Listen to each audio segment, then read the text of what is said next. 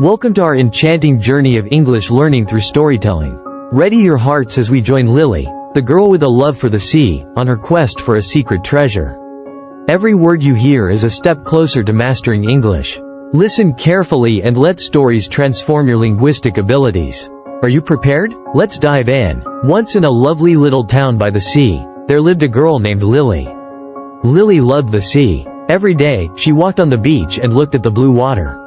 One sunny morning, Lily found a small, green bottle in the sand. Inside the bottle, there was a piece of paper. It was a map. The map showed a path to a hidden treasure on a tiny island. Lily was excited. She wanted to find the treasure.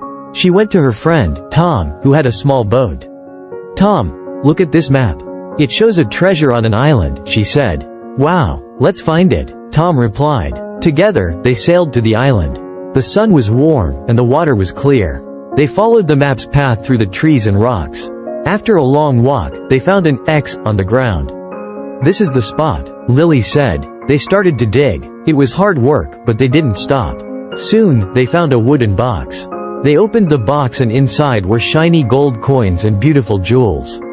"We found the treasure," they shouted. They took the treasure back to their town. They shared it with everyone.